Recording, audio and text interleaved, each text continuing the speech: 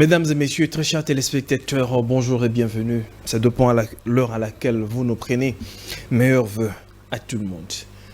Merci de votre attention. Merci pour vos vœux. Merci pour vos critiques. Merci pour vos suggestions. Et merci pour votre soutien indéfectible. Aujourd'hui, nous allons parler d'un sujet de la Bible. Nous allons parler d'un sujet qui touche la vie chrétienne et le fondement même du christianisme. Nous sommes avec un invité, c'est pour cette première fois de le recevoir sur ce plateau. Pour sa toute première fois, nous allons lui passer la parole. Il va devoir se présenter et nous dire dans sa présentation d'une certaine façon. Je reçois l'homme de Dieu, il s'appelle Demukuna Wamukuna, qui est avec nous aujourd'hui. Je dis bonjour et bienvenue, homme de Dieu. Bonjour, monsieur le journaliste. Je parie que vous allez bien. Oui, la divinité de l'agneau coule tellement en nous. On dort avec la divinité, on se réveille avec la divinité, on vit avec la divinité, on mange avec la divinité, on dort, on prêche, on prie avec la divinité du Seigneur Jésus-Christ. Très bien. Alors, pour les personnes qui vous suivent, pour la toute première fois sur ce plateau, comment pourriez-vous vous définir, vous présenter au public et aux téléspectateurs qui vous suivent? Merci beaucoup pour ce privilège que vous me faites.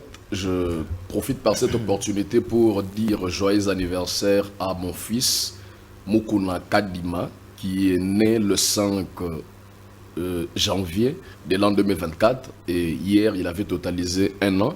Que le Seigneur te protège. Je présente mes salutations à mon père, papa Joseph Mukuna, à maman Régine Bukumba et à la maman de l'enfant Irène Ngalula. Que le Seigneur vous bénisse. Avdi Sophia Pambaka, le génie du bâtiment. Par la présente, je suis monsieur Mukuna Wamukuna Junior.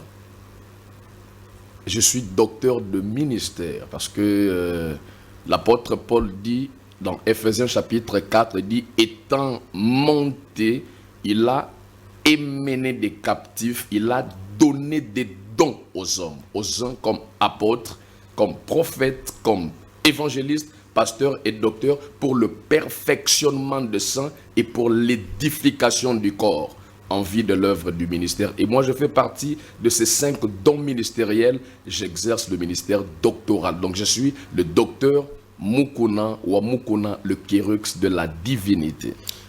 Apparemment, c'est comme si à Kinshasa, on aime beaucoup plus les titres.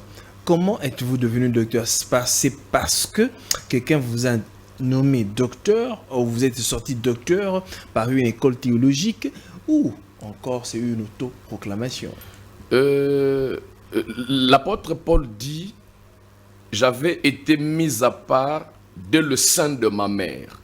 Alors que quand l'apôtre Paul grandissait, à un moment il était pharisien. D'ailleurs, c'est l'apôtre Paul qui a tué Étienne. Il a demandé même la lettre parce qu'il voulait aller aussi tuer les apôtres Jean, Pierre et les autres qui prêchaient la parole de Dieu. Il ne savait pas que Dieu l'avait mis à part. Donc, il y a 2 sortes d'appels. Il y a l'appel général, il y a l'appel particulier. L'appel général est lié juste au salut. Dieu peut appeler une personne ou il peut appeler un groupe de personnes pour le sauver. Ça, c'est l'appel général. Dans l'Ancien Testament, Dieu a appelé Israël. Israël est sorti de l'Égypte. Il les a sauvés. Cet appel-là, c'est l'appel général. Mais vous allez remarquer, Dieu appelle un homme au nom d'Abraham.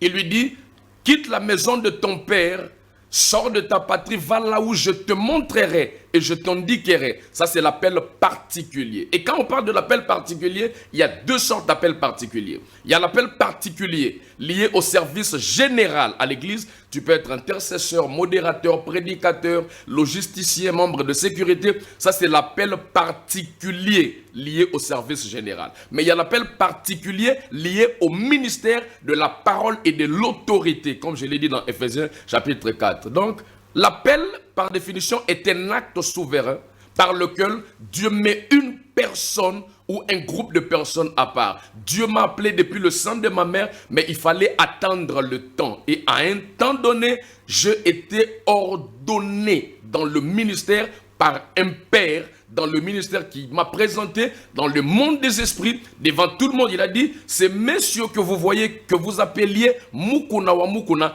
à dater d'aujourd'hui, vous l'appellerez docteur. Il est devenu comme l'un de nous. Donc, je ne suis pas devenu, bien que je suis théologien de formation, mais mes études théologiques n'ont pas fait de moi docteur de ministère. C'est l'ordination ou la consécration ministérielle qui a fait de moi docteur de la parole. Très bien. Malheureusement, nous ne serons pas entrés là-dedans parce que ce n'est pas vraiment le vif principal de notre sujet, parce qu'il y a à boire et à manger. Il y a à dire. Ce que l'homme de Dieu vient de dire tout à l'heure, là, mesdames et messieurs, comme je l'ai dit, nous allons parler d'un sujet fort et intéressant. Qu'en est-il de la divinité? La divinité du Seigneur Jésus-Christ. Chaque religion a une opinion, a une façon de présenter les choses, a aussi une certaine croyance. Nous allons, à la lumière des Écritures, à la lumière de la parole, le voir. Parce que les musulmans ou encore les kimbanguistes ont aussi une certaine approche par rapport à la divinité. Et la manière dont ils présentent les choses, nous allons le voir pour mieux comprendre sur la question. Alors, très cher homme des dieux, comment définiriez-vous en fait la notion de la divinité dans le contexte du Seigneur Jésus-Christ? En fait, comme vous le dites, dans chaque confession religieuse, dans chaque tendance religieuse, il y a toujours des divinités. C'est comme ça, vous allez remarquer quand vous allez chez le grec, ils avaient leur divinité. Vous allez chez les Romains, ils avaient leur divinité. Je n'aurai pas le temps de commencer à citer les divinités égyptiennes, les divinités grecques, les divinités romaines, les divinités gréco-romaines. Je n'irai pas en profondeur sur ces divinités qui sont des fausses divinités. La véritable divinité, c'est la personne de Jésus-Christ. Les autres, ce sont des fausses divinités. La première que nous devons retenir, la première des choses. La divinité, par définition, je n'irai pas par des définitions hébraïques et grecques, mais la divinité, c'est la nature de Dieu. La divinité, c'est le sens de Dieu. Quand je parle de l'essence, je ne parle pas du sens, mais je parle de l'essence. Il y a le mot « esse » en latin qui veut dire le verbe « être ». Donc la divinité, c'est le seul mot qui explique mieux le créateur du ciel et de la terre. Il n'y a pas un mot, il n'y a pas une terminologie, il n'y a pas un concept, il n'y a pas un substantif, il n'y a pas un verbe qui peut mieux expliquer Dieu aux hommes si ce n'est que la divinité du Seigneur Jésus-Christ. Seul le Seigneur Jésus-Christ, quelles sont les principales, si on peut parler, différences entre être divinisé et être divin par rapport au texte biblique? En fait, être divinisé et être divin. D'abord, le mot divinisé, c'est un verbe. Mais le mot divin est un substantif. Vous allez remarquer, quand on dit divin, c'est le Dieu créateur. Mais Dieu a créé l'homme à son image selon sa ressemblance. L'homme est créé à l'image de Dieu selon sa ressemblance. Mais lorsque Dieu créa l'homme, il dit « Créons l'homme à notre image, selon notre ressemblance, pour qu'il domine sur tout ce qui se met sur la terre. » C'est dans Genèse chapitre 1. Il dit que l'homme domine sur tout ce qui se met sur la terre. De quel homme s'agissait-il? S'agissait-il de l'homme de la chair ou bien de l'homme théophanique, c'est-à-dire, voilà, l'âme, cette âme-là? En fait, l'homme est un être tripartite. Évidemment. L'homme est composé du corps, de l'âme et de l'esprit. Et en fait, le corps, c'est l'emballage. C'est la partie qui permet à l'homme d'entrer en contact avec le monde extérieur. Quand quelqu'un veut manger, c'est par le corps. Quand il veut porter les vêtements, c'est par le corps. Mais l'âme, c'est le siège de sentiments, les émotions, la tristesse, la colère, la joie, c'est au niveau de l'âme. L'esprit, c'est le vrai homme. C'est comme ça. La Bible dit... Vous n'avez... me le permettez un peu. Vous avez, on dirait, chamboulé les choses. Parce que vous avez dit que le corps a 5 sens, non? Oui. L'esprit a aussi 5 sens. Je n'ai pas parlé des 5 sens du corps. Ah, vous n'avez pas parlé des sens. Non, non. Mais quand vous avez dit que les sentiments et tous les ressentis,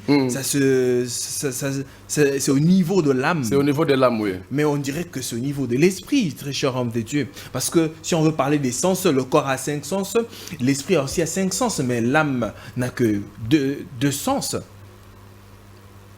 Lesquels? Parce que dans l'âme, nous avons soit de la foi ou bien soit de l'incrédulité. Parce que quand on croit pas au niveau de l'esprit, mais on croit au niveau de l'âme.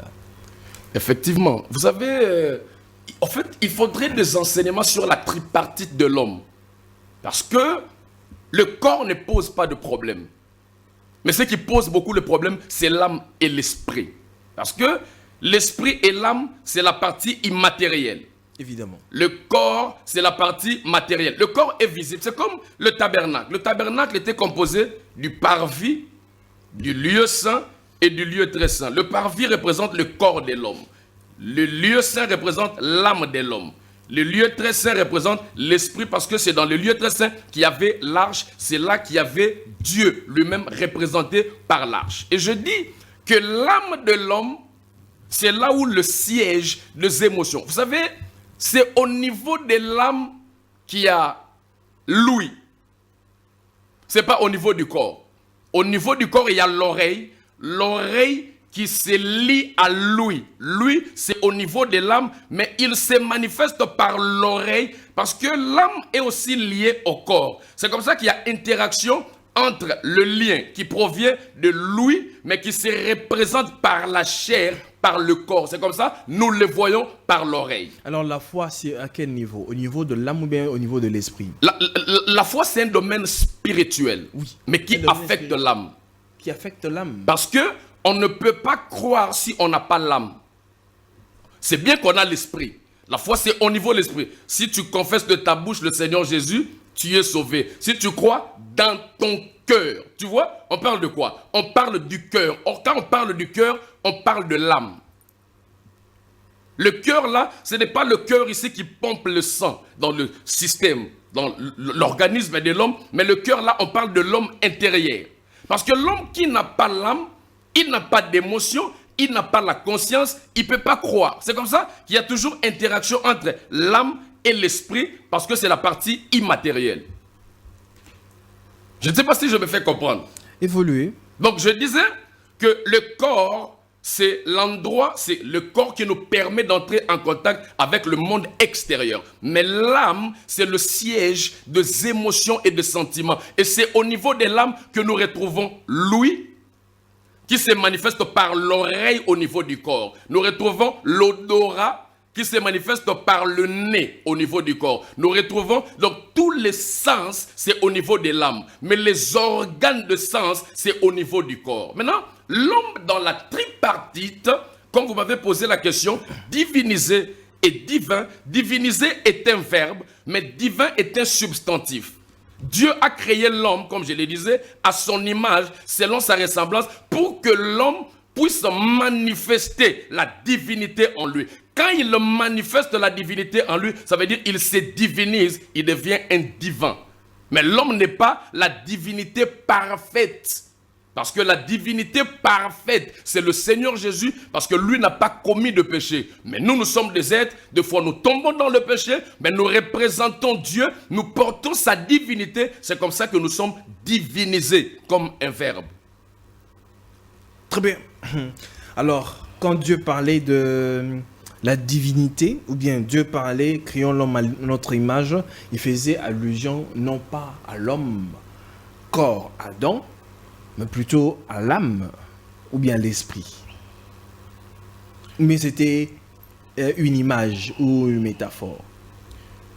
Dieu dit, créons l'homme à notre image, selon notre ressemblance. Quand vous lisez Genèse chapitre 1, Genèse chapitre 2, Genèse chapitre 1, Dieu crée l'esprit de l'homme. Vous ne voyez pas Dieu descendre, prendre la terre, fabriquer l'homme. Voyez, dans Genèse chapitre 1, Dieu a créé l'homme spirituel à son image, selon sa ressemblance. C'était l'image de Dieu, c'était son esprit. Mais quand vous allez dans Genèse chapitre 2, Dieu maintenant façonne l'homme qu'il avait créé dans Genèse chapitre 1. Il va maintenant le fabriquer. La Bible dit faisons. Cette fois, la fois passée c'était créons, mais cette fois-ci dans Genèse chapitre 2, Dieu maintenant dit faisons. Dieu quand il fait, c'est là que Dieu descend, il se rabaisse, il prend la terre, l'argile, il prend l'eau, tout. Il va fabriquer un homme en forme d'une statuette. Et quand Dieu fabrique cette créature, Dieu va maintenant souffler.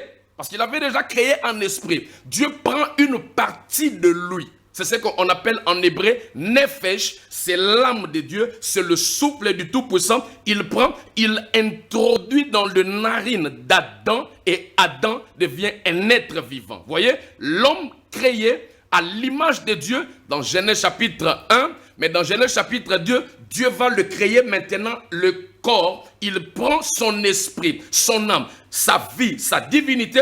Il va souffler dans ses narines, l'homme porte l'âme et il devient maintenant un être vivant. Quelle différence faites-vous entre la Trinité et la divinité? Waouh, ça c'est la meilleure des questions que j'attendais. Papa Mbi, vous savez, en fait la Trinité, c'est la mauvaise compréhension de la divinité. La mauvaise compréhension de la divinité, ça veut dire? Retenez, s'il faudrait écrire ou si vous allez mémoriser, je le répète encore, que la Trinité est la mauvaise compréhension de la divinité. La divinité ne peut pas être en relation avec la Trinité, mais la divinité est en relation avec l'unicité. Dieu ne peut pas se présenter en Trinité, mais Dieu se présente en unicité. C'est quoi la Trinité? La Trinité est une doctrine qui présente un Dieu en trois personnes. C'est comme ça, chez les Calotins, on chantait quand on était enfant. Savez-vous ce qu'il y a un? Nous savons ce qu'il y a un. Il y a un seul Dieu qui règne dans le ciel. Savez-vous ce qu'il y a deux? Nous savons ce qu'il y a deux. Il y a des testaments, l'ancien et le nouveau. Il y a un seul Dieu qui règne dans le ciel. Savez-vous ce qu'il y a trois? Nous savons ce qu'il y a trois. Il y a trois personnes en Dieu. Non, il n'y a pas trois personnes en Dieu. La Trinité, c'est la doctrine qui présente trois personnes en Dieu. Il y a la personne du Père, il y a la personne du Fils, il y a la personne du Saint-Esprit. Ces trois personnes sont co-égales, co-éternelles, interdépendantes, mais elles ne sont pas dépendantes. Ça, c'est la notion de la Trinité. Elle présente un Dieu, mais présenté en trois personnes. Ça veut dire que nous fassions la différence entre la Trinité et quoi? Et la divinité. Et la divinité. La divinité, c'est la doctrine qui présente un seul Dieu, qui ne se présente pas en trois personnes, mais qui se présente en trois personnages. Pas un Dieu en trois personnes. Pas un Dieu en trois personnalités, non. Mais un seul Dieu présenté en trois personnages. Or, une personne a une volonté. En trois personnages ou bien en trois fonctions, ou bien en trois attributs. Merci beaucoup. Quand on dit personnage, quand on dit fonction, quand on dit rôle, quand on dit révélation, ça veut dire la même chose. Les termes là sont interchangeables dans les cas d'espèce. Donc, un Dieu en trois personnages veut dire un Dieu en trois fonctions, en trois révélations ou en trois rôles. Parce que, par définition, un personnage est un rôle joué par un homme dans un film. Je peux être là dans un film, je joue deux rôles. Mais je ne suis pas deux personnes. Très bien, homme de Dieu. Jésus-Christ est Dieu ou non? Jésus-Christ est fils de Dieu ou encore prophète? Jésus-Christ est tout à la fois. Non. Il est notre rédemption, il est notre rémission, il est notre justification, il est notre sanctification, il est notre régénération, il est notre adoption, il est notre réconciliation, il est notre purification. Dans la Bible, il est dit ceci, homme de Dieu, que le Dieu de paix vous sanctifie. L'apôtre Paul. Que le Dieu de paix vous sanctifie lui-même. L'apôtre Paul n'a pas dit que Jésus vous sanctifie. Quand vous dites que Jésus est votre sanctification. Parce que la question est de savoir, Jésus-Christ, fils de Dieu, Dieu ou encore prophète? Parce que c'est un sujet de beaucoup de controverses. Genèse, très bien. Jean chapitre 1, verset 1. Jean chapitre 1, verset 1. Écoutez ce que la Bible dit. Au commencement était la parole. Et quand on présente la parole, on présente le Fils. Parce que la parole, c'est Dieu incarné dans la chair. La parole, c'est le Fils. Parce que le Père, c'est l'Esprit. Il est invisible. Au commencement était la parole. Ça veut dire, au commencement était le Fils. Virgule. Et la parole était avec Dieu. Dieu là, c'est le Père. On dit, la parole qui est le Fils était avec Dieu. La Bible n'a pas dit que la parole était le Fils. Le commencement était la parole était avec Dieu, et la parole est Dieu. La parole, c'est qui? Donnez-moi alors le nom de la parole. La Bible a bien précisé. Et la parole est Dieu. On n'a pas dit que la parole est Jésus. Mais donnez-moi le nom de la parole. Vous savez, en théologie, un texte isolé de son contexte devient prétexte. C'est comme ça, quand vous voulez comprendre un verset, il ne faut pas l'isoler de son contexte. Il faut lire tous les chapitres pour avoir l'idée générale de ces textes. Quand vous lisez le texte de Jean, vous descendez jusqu'au verset 10. La Bible dit, le verset 9. Cette lumière était, on parle de la parole parce qu'au commencement était la parole. On dit, cette lumière était la véritable lumière qui en venant dans les mondes, la lumière qui était venue dans les mondes, c'était Jésus incarné dans la chair. Qui en venant dans le monde, éclaire tout homme. Elle était dans le monde, et le monde a été fait par elle, et le monde ne l'a point connue. Elle est venue chez le sien, c'est Israël qui était venu chez le sien, et le sien, Jésus était venu chez Israël, mais Israël ne l'a point connu. Elle est venue chez le sien ne l'ont point connu. Elle est venue chez le sien ne l'ont point reçu. Mais à tous qui l'ont reçu, on parle de nous maintenant qui avons reçu Jésus comme Seigneur et Sauveur. Mais à tous qui l'ont reçu, à ceux qui croient en son nom, la parole a donné le pouvoir de devenir enfants de Dieu, lesquels sont nés non du sang, ni de la volonté de la chair, ni de la volonté de l'homme, mais de Dieu. Maintenant on dit, et la parole a été faite chair, elle a habité parmi nous. La parole qui était au ciel s'est faite chair, elle a habité parmi nous. On parle de Jésus. Maintenant, retournons à la case du départ maintenant. Au commencement était la parole, et la parole était avec Dieu. J'aime, avant de mettre le point, on dit, et la parole était Dieu. Ça veut dire, au commencement était le Fils était avec le Père, Fils était le Père. N'ajoutez pas, très cher homme de Dieu. Quand on regarde dans les évangiles, si on dit, parce qu'on parle de la divinité, si on regarde très bien, quels sont ces moments-là où le Seigneur Jésus a affirmé ou a démontré sa divinité au peuple pour dire que c'est moi, en fait, le divin.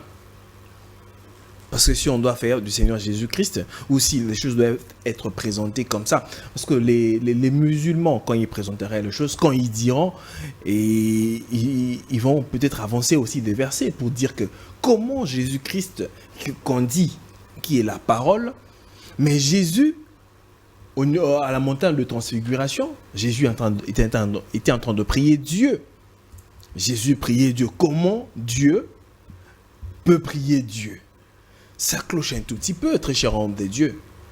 Comment il pouvait crier « Oh mon Père, pourquoi m'as-tu abandonné ?» Et cette personne, on veut en faire Dieu. Éclairez-nous un peu sur la question, très cher homme de Dieu, parce que on se rappelle très bien au concile de Nicée, il y a eu ce débat-là par rapport à la divinité et par rapport à la Trinité. Et on en parle jusqu'au jour d'aujourd'hui. Ça fait débat. Éclairez-nous sur la question.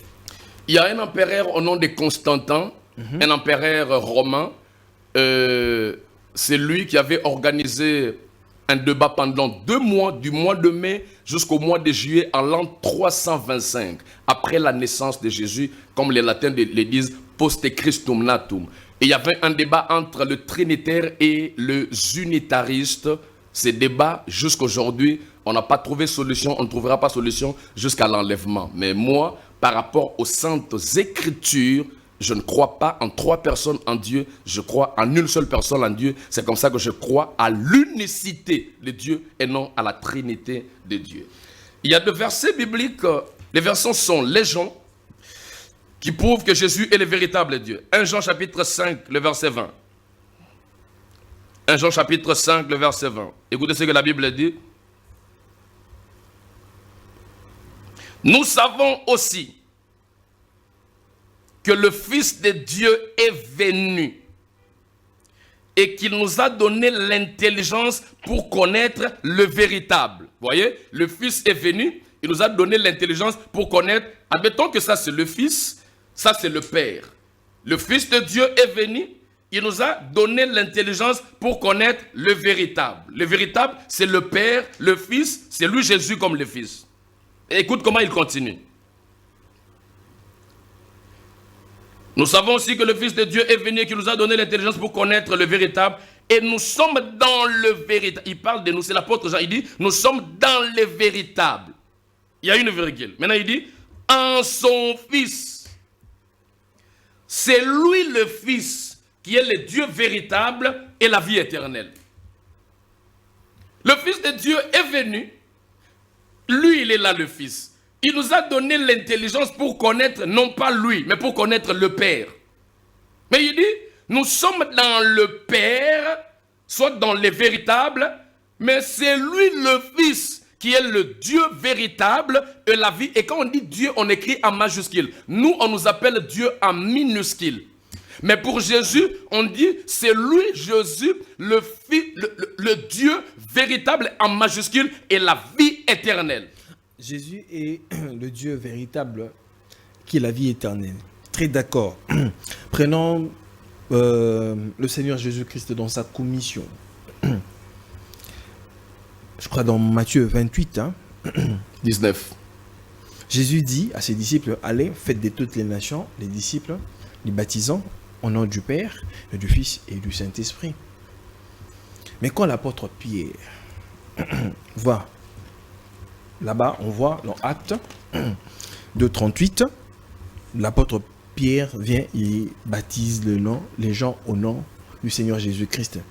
Entre Jésus et l'apôtre Pierre, qui a tort et qui a raison? Est-ce le maître ou bien le disciple?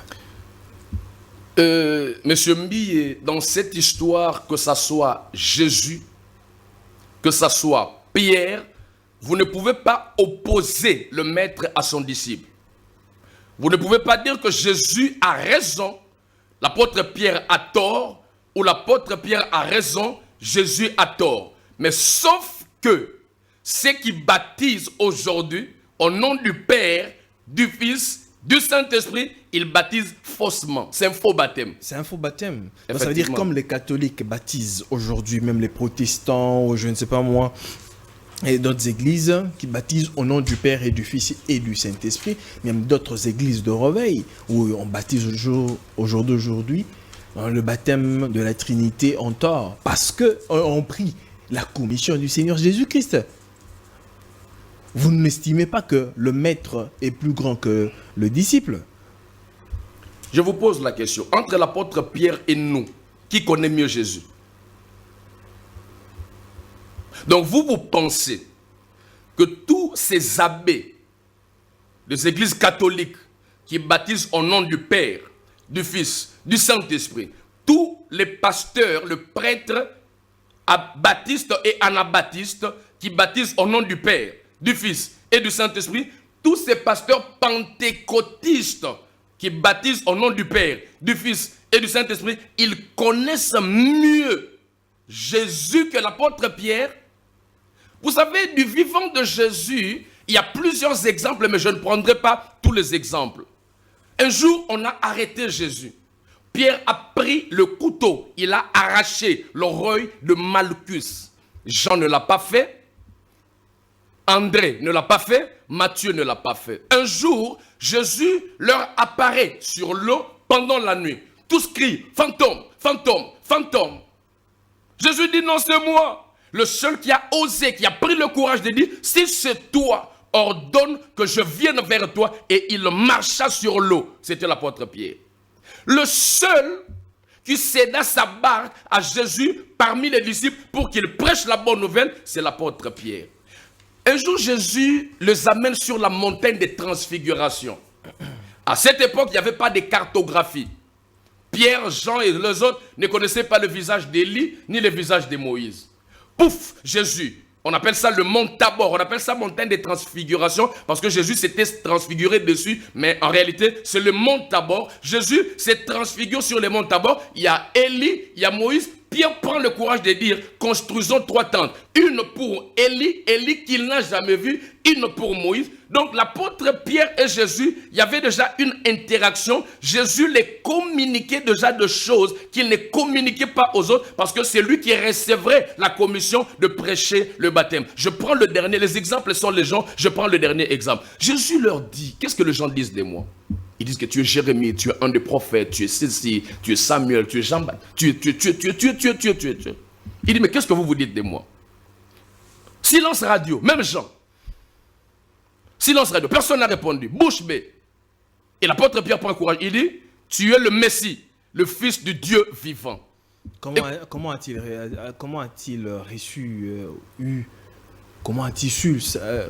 su ça? Cette question me pousse encore à vous dire que Jésus était en train de transmettre à l'apôtre Pierre déjà des choses avant même sa mort et sa crucifixion.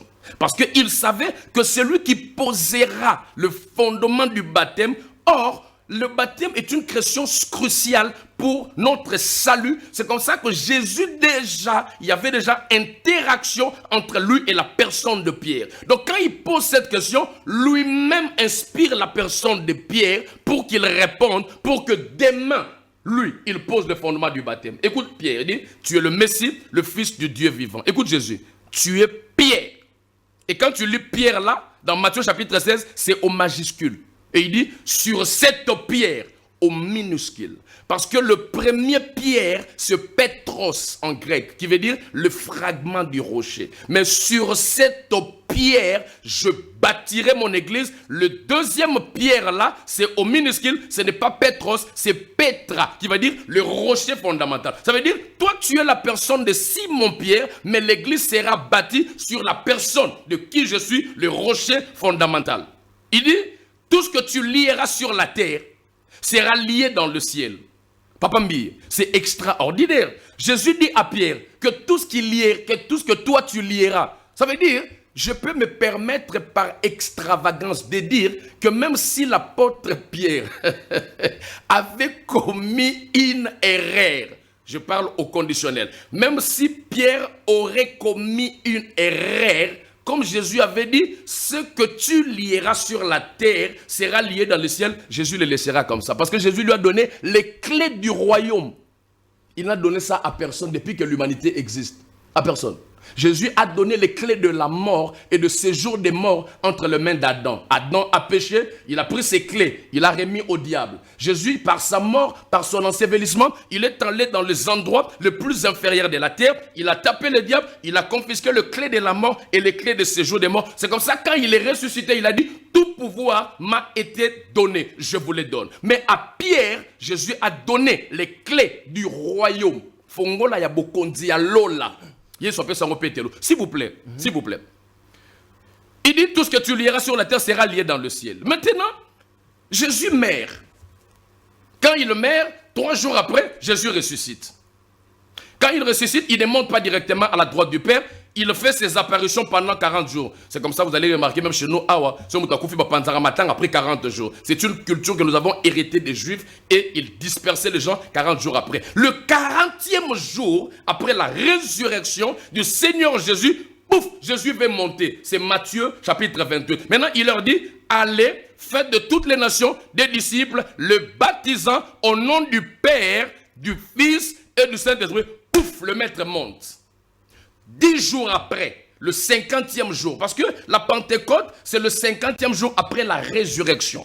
Mais la Pentecôte, c'est 10 jours après l'ascension. De la résurrection à l'ascension, ça fait 40 jours. De l'ascension à la Pentecôte, ça fait 10 jours. Donc au total, ça fait 50 jours. Donc 10 jours après que Jésus ait prêché ces magnifiques messages, c'est le jour de la Pentecôte, l'Esprit descend, les apôtres en train de parler en langue. La Bible dit, les Juifs eurent le cœur vivement touché. Ils dirent aux apôtres, que ferons-nous? Écoute Pierre. Même Jean s'attendait que Pierre dise, baptisez-les, comme le maître avait dit, au nom du Père, du Fils et du Saint-Esprit. Pierre avait ta bombe. C'était un tonnerre. Écoutez Pierre, repentez-vous. Pour la toute première fois, on appelle ça en théologie la loi de la première mention. Le baptême existait depuis l'époque de Jean-Baptiste, mais pour la toute première fois, même lui-même le Seigneur n'a pas baptisé les gens au nom de Jésus, mais pour la toute première fois, Pierre pose le fondement, il dit, soyez baptisés au nom de Jésus. Pourquoi est-ce que le Seigneur Jésus-Christ n'a pas pu baptiser au nom du Seigneur Jésus-Christ lui-même, en son nom? Parce qu'au jour de son incarnation, lui-même, la parole faite chair était encore sur terre. Il fallait qu'il le meure, parce que lui est le grain de sénévé. Il fallait qu'il le meure d'abord par sa mort, par sa résurrection.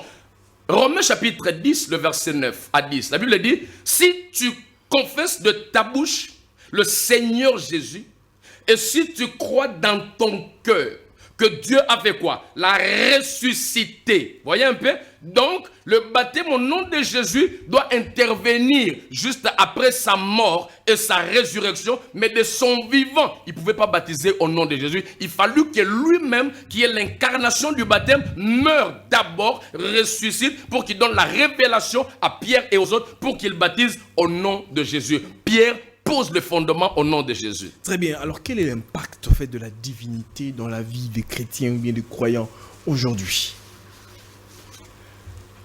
La divinité, c'est la nature de Dieu. Comme je le dis, la divinité, c'est l'essence de Dieu. La Bible dit, vous êtes de Dieu et pourtant vous mourrez comme des princes quelconques. Quand quelqu'un croit dans son cœur que je reçus Jésus comme Seigneur et Sauveur, la divinité de Elohim habite en moi. Il ne peut pas craindre les démons, il ne peut pas craindre les sorciers, il ne peut pas craindre les maladies. Il va vivre avec un complexe de super... C'est comme un Américain qui va en Éthiopie ou en RDC. Il a le complexe de supériorité. La divinité à la portée de tout le monde, de tout croyant. Effectivement. Vous avez dit que si quelqu'un croit, on sous-entend que tous ceux qui sont dans les églises croient au Seigneur Jésus-Christ, non? Effectivement. Comment? Parce que vous avez dit aussi que quand quelqu'un a cru, a reçu le Seigneur dans son cœur, ne peut craindre les démons ou quoi que ce soit. Comment est-ce qu'à longueur de journée, dans les églises, on chasse les mêmes démons? Mais quelqu'un qui a cru, qui a la divinité en lui, il chasse chaque jour les démons, les mêmes démons, de janvier à décembre. Parce que là, nous venons de fêter, nous venons de passer 2025, une nuit de traversée, comme on le dit souvent. 2024. Et on a chassé certains démons de 2024. Et en 2025, il y a encore une catégorie des démons. Mais on a toujours la divinité en nous. On continue toujours à croupir, à rencontrer les mêmes difficultés spirituelles. Est-ce que la divinité est à la portée de tout le monde? Osez dire ceci. Mon peuple périt faute de connaissances.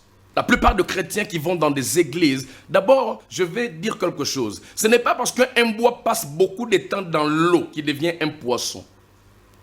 Un bois peut être dans l'eau pendant des années. Une pierre, un caillou peut être dans l'eau des années, mais ce n'est pas un poisson. Il y a des gens qui viennent à l'église, mais qui ne sont pas convertis, qui ne sont pas de chrétiens. On devient chrétien, c'est par la confession de la bouche et par la croyance du cœur. C'est quand on déclare devant tout le monde. Mais il y a des gens qui viennent à l'église qui n'ont jamais déclaré. Ce sont des païens. Donc, vous voulez dire que le fait seulement de déclarer comme ça, moi je suis chrétien, on le devient directement? Oui. Les mots là sont profonds, papa. Papa Mbi, les mots là sont profonds. Mais si vous dites juste en termes de déclaration, très cher homme de Dieu, il y a dans les églises tous ceux qui entrent dans les églises déclarent d'une certaine façon que moi je suis chrétien. Non, ils déclarent qu'ils sont chrétiens. Oui. On ne peut pas déclarer qu'il faut recevoir Jésus. Il ne faut pas déclarer que je suis chrétien. Comment on reçoit Jésus? Il y a une prière pour recevoir Jésus. Et c'est cette prière-là de l'impact. Effectivement, quand tu déclares là, toi tu penses que c'est une simple prière. Non, il y a la divinité qui vient t'habiter. Quand seulement tu dis, Jésus, je te reçois dans mon cœur comme Seigneur et Sauveur, conduis ma vie. Pardonne mes péchés. Au nom de Jésus, Amen. C'est fini. Il y a deux courants. En fait, quand Dieu regarde le monde, il y a deux têtes fédérales. Il y a Adam, il y a Jésus. C'est comme ça, on appelle Adam, le premier Adam. Jésus est appelé le second Adam. Dieu ne voit pas deux lignées. Dieu ne voit pas plusieurs lignées. Dieu voit seulement deux lignées. La lignée du premier Adam et la lignée du deuxième qui est la lignée messianique. Et tout homme qui naît par la naissance de la chair, par la naissance biologique et génétique, il naît du premier Adam. C'est comme ça, tout homme qui naît a le péché de son père, venu du premier Adam. Donc, quand un bébé naît, il a le péché de ses parents. Quand on croit, on fait seulement cette prière-là, automatiquement on est de nouveau. Papa Mbié, quand seulement tu fais cette déclaration, il y a spirituellement, il y a une opération. Donc, on coupe.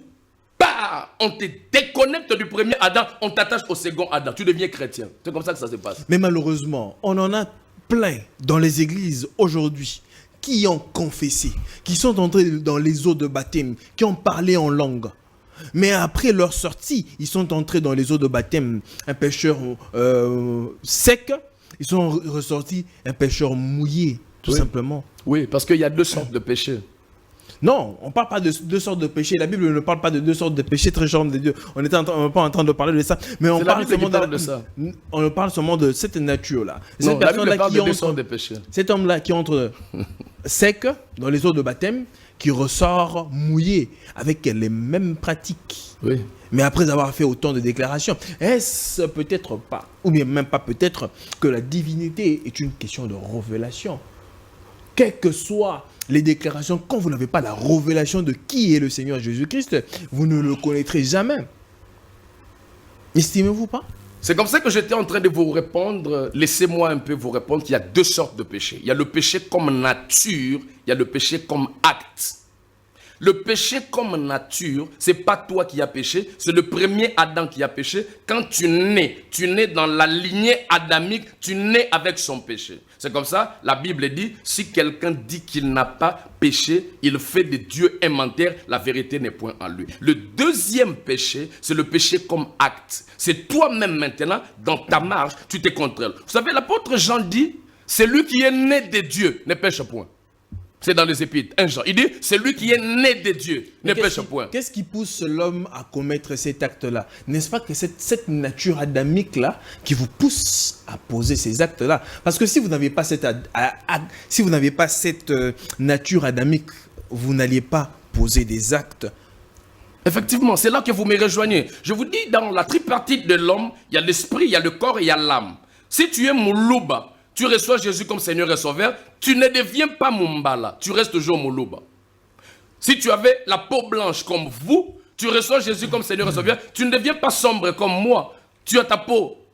Si tu avais des valeurs ou des défauts liés à ton père, peut-être papa,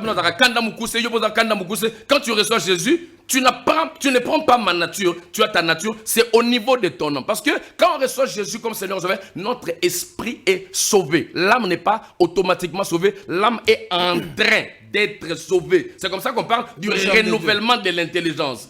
Très cher homme de Dieu, vous contredisez. On dirait que vous contredisez la parole de Dieu. Il nous reste 5 minutes. La Bible dit ceci. La Bible ne dit pas l'esprit qui pêche. Mais la Bible précise très bien. L'âme qui pêche, c'est celle qui mourra, non? Vous êtes docteur.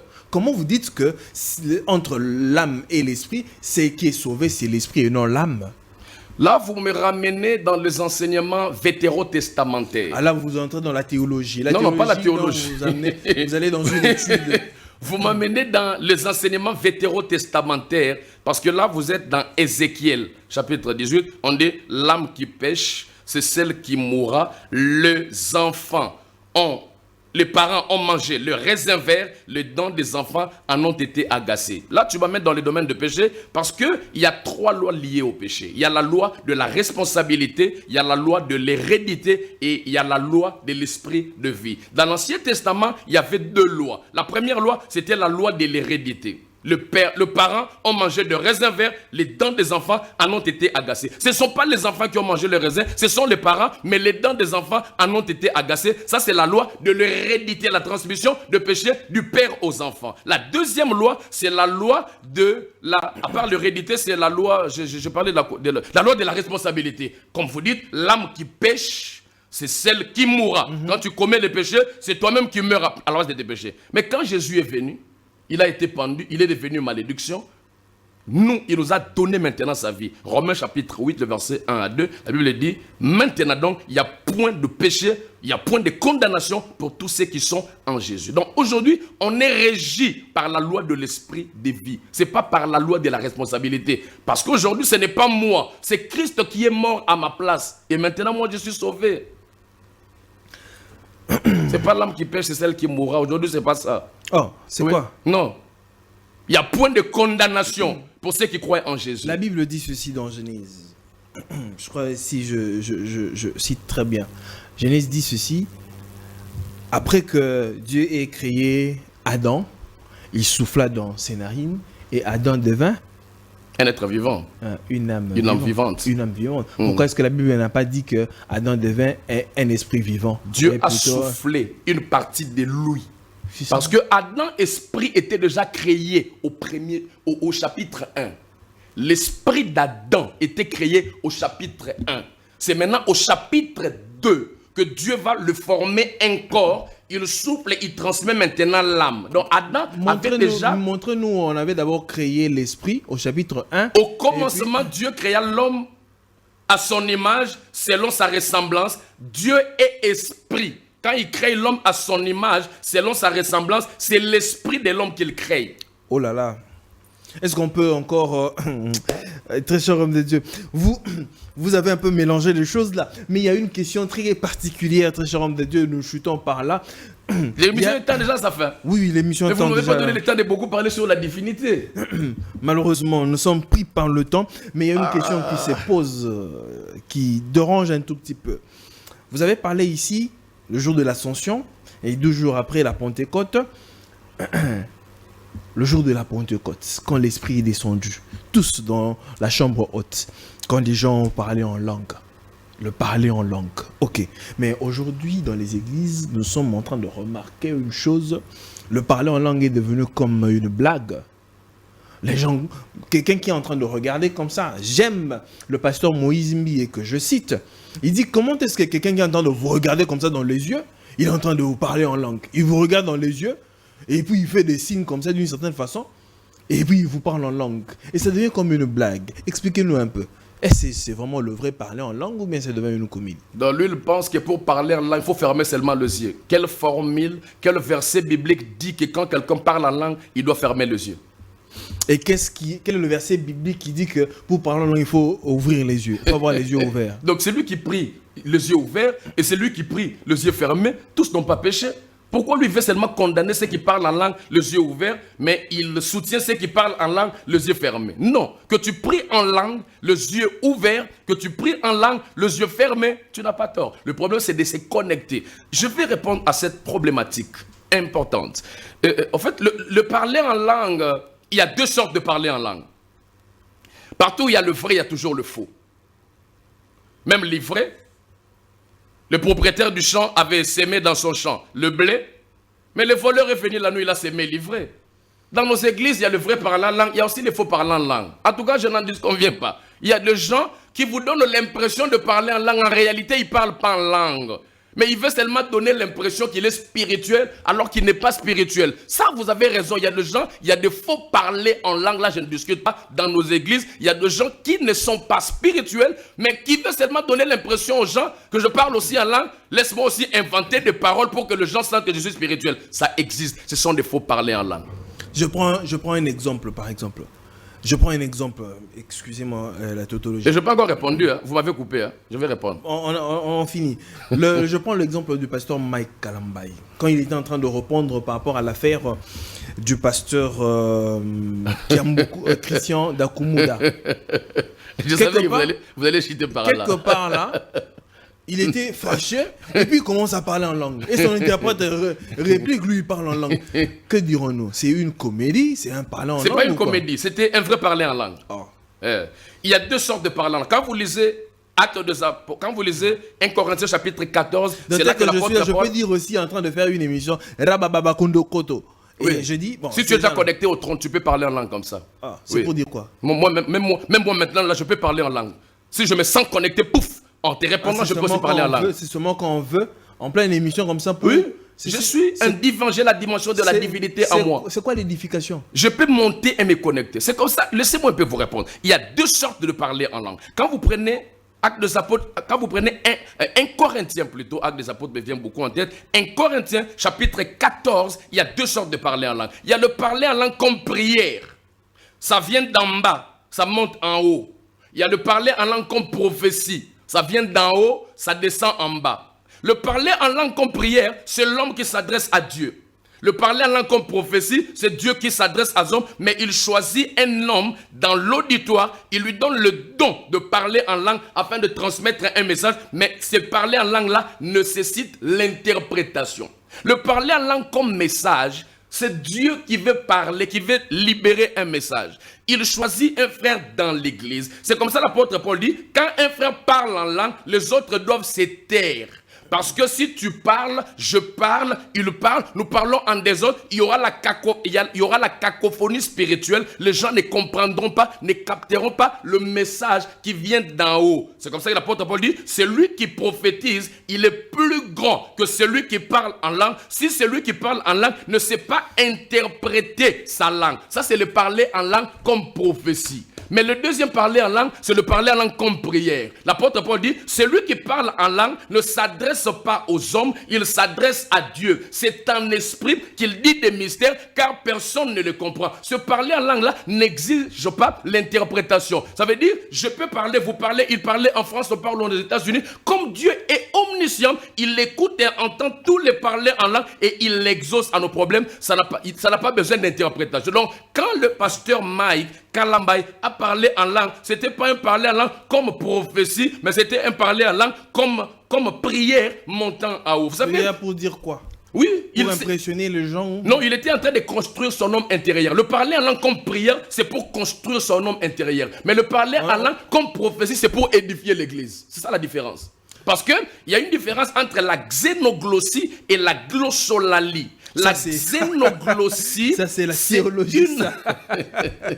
Mais lisez dans les encyclopédies, Papa Mbille. La xénoglossie, c'est une faculté qui te permet d'entendre une langue que tu n'as jamais parlé avec ta propre conscience. Quelqu'un parle en langue, mais tu l'entends par une langue que tu n'as jamais parlé. La glossolalie est une faculté qui te permet de parler une langue, selon la linguistique, ça n'a pas le sens, mais c'est une langue qui paraît bizarre. C'est comme si tu répètes la même chose. Rabat, rabat, rabat. Mais en réalité, tu ne répètes pas la même chose. Tu varies. Pourquoi est-ce que nous avons fini? Pourquoi est-ce que pratiquement tout le monde ici à Kinshasa parle en langue de la même façon? Tous utilisent toujours rababa, kondo, kondo. Oui. Pourquoi? Parce que nous avons l'âme. Dans l'âme, il y a les émotions, il y a l'intelligence, il y a la conscience. Tout le monde utilise les mêmes mots. Il n'y a pas de problème. Et c'est vous qui pensez qu'ils utilisent les mêmes mots. Ils n'utilisent pas les mêmes mots. Homme de Dieu, merci beaucoup. Pardon, une maman qui vient du village, si vous lui dites « je vis un verre, dans un verre, elle pensera que vous dites la même chose. Mais un intellectuel qui vient de Bordeaux, de Marseille, si vous lui dites « j'ai vu un verre, dans un verre, il sait que ça, verre ici c'est la couleur, verre ici c'est un récipient, verre au examen ou chopi », ça c'est quelqu'un qui maîtrise la langue. Si vous ne parlez pas en langue, vous penserez que nous disons la même chose, mais nous qui parlons en langue, quand nous montons en esprit, nous savons que nous vibrons. Êtes-vous disponible de rencontrer quelqu'un, un co-débatteur, et parler sur la question? J'aime beaucoup les débats. Je suis un habitué. J'ai le vaccin de débat.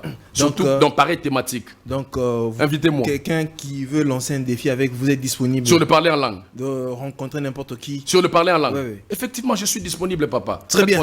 Le défi est lancé. Pour celui qui estime avoir assez d'arguments, de rencontrer l'homme de Dieu sur cette question de beaucoup de controverses, il est disponible pour répondre à ce challenge. Alors pour le reste, portez-vous bien. Merci d'avoir été très nombreux à devoir nous suivre. On se retrouve prochainement. Que la paix soit avec vous et que Dieu vous bénisse. Au revoir.